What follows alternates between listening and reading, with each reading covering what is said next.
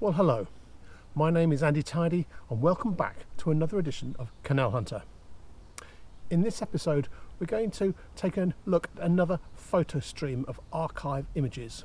And this time, we're going to follow the line of the lost Oldbury Loop Canal. As in previous photo streams, it's just photographs and archive maps with a background to music, no commentary. But before we start the 9-minute photo stream, just a few words to give you a geographical and a historical context to this loop canal. Well, first of all, where are we? Well, Oldbury is possibly best known these days for being the site of the huge long viaduct that carries the northern end of the M5 over the Black Country. What most people don't realise is that the modern M5 is actually built directly over the line of the original Brindley Canal. The junction leading down through the Spon Lane locks sits underneath one end, and then for about a mile the motorway's legs straddle the canal on either side. So this is an area which hasn't seen a spot of direct sunlight for over 50 years.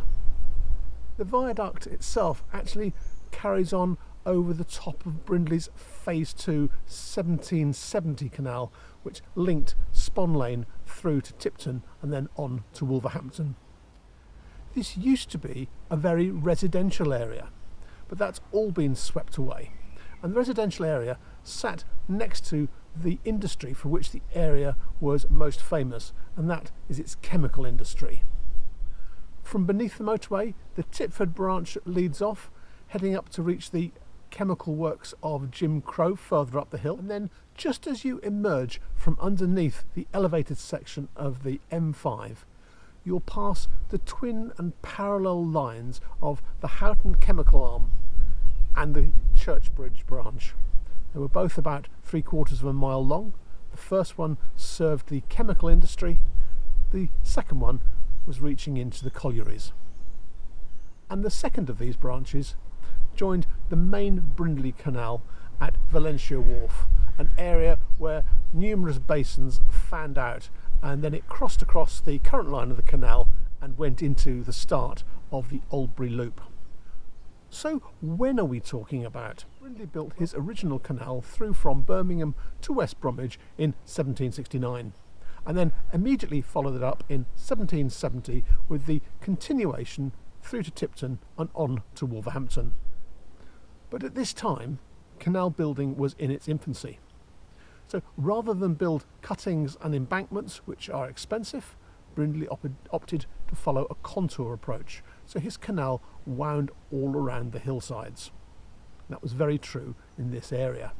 Initially, this winding approach to the canal was seen as a good idea.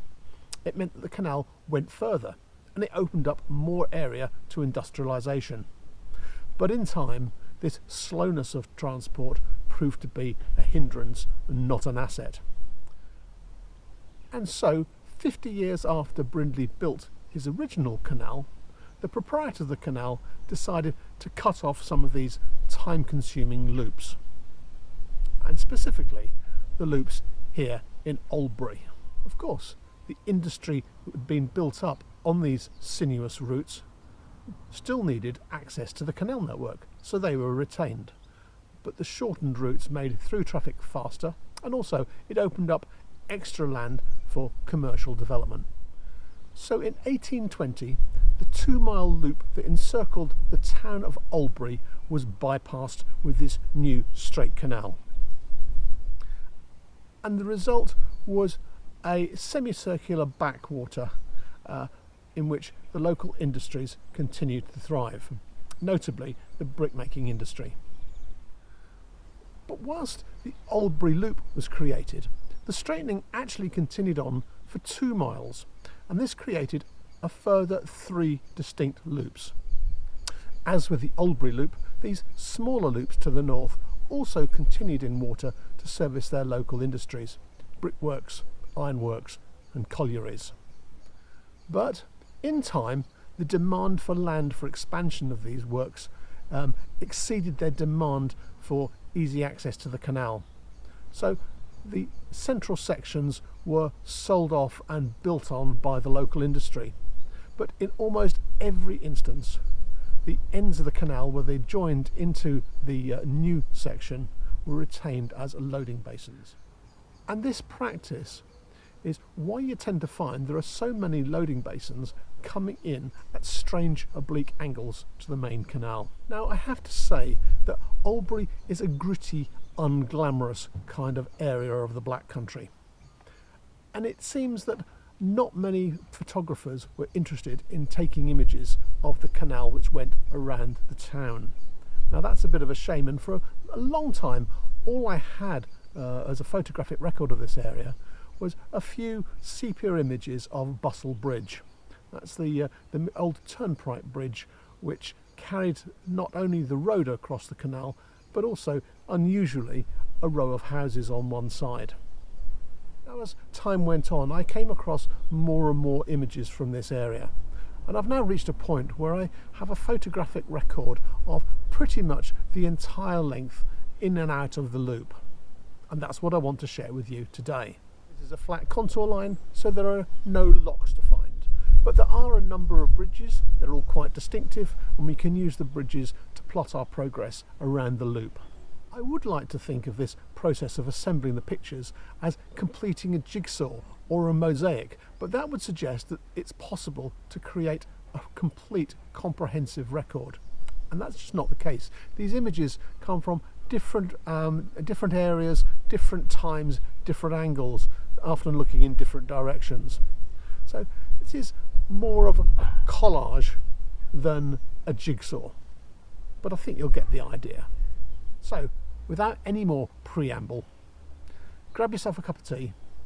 This set of images will run for about 9 minutes. So sit down, relax, and let the old canal running around Oldbury town wash over you. Hope you enjoy the photo stream.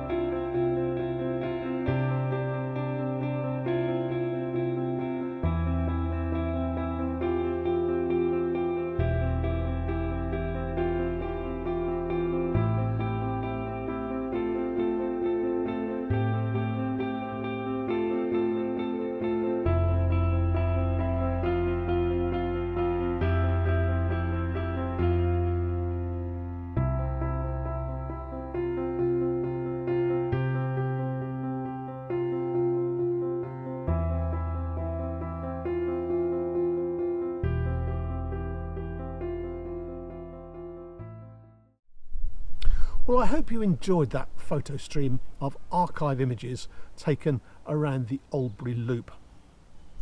These photographs were mostly sourced from the internet, and I can't attribute the photographers because I just don't know who they are. If they were you, thank you very much that your image can be included in this photographic record. You'll have noticed that where there were gaps, the excellent archive from Britain from above has been used, and in surprising detail it does show us a lot of the course of this canal. There is one photographer who really does deserve a shout out, and without whose work this collection just wouldn't have been possible. Back in the mid-1970s, Hugh Potter came into this area repeatedly with his camera and took loads and loads of images. Now, this was after the canal had stopped being used, but before many of the structures had been destroyed. So we are very indebted to Hugh for his major contribution to this particular photo stream. But my thanks don't stop with Hugh. I'd also like to thank Duncan Moore, who over a period of weeks has helped me assemble the amazing number of images of the lost sections of the Birmingham Canal navigations, and to populate the new section of my Captain Ahab blog. In addition, there's Richard Dean, whose amazing historical canal maps give us a jump start on where these lines actually went. And then finally there's Richard Chester Brown, whose book The Other 60 Miles really was the catalyst for this whole project, and whose amazingly simple and clear maps have been used in this video in order to help you understand where you are in the journey around the loop. So thank you to all of those contributors. If you'd like to have a longer, slower look at these images, come onto my blog site, Captain Ahab's Watery Tales. There is a tab in there for archive photographs for the lost Birmingham canals, and you can peruse them at your leisure. If you have photographs which are not included in my collection, or indeed I've got my descriptions incorrect, can you please let me know, and I will add the corrections into my blog. Either leave a message at the end of this video or leave a message in the comment section on the blog. Together we're creating a great photographic record of the missing sections of the Birmingham Canal navigations. So I hope you enjoyed this episode of Canal Hunter. Happy hunting, and I'll see you soon. Cheerio.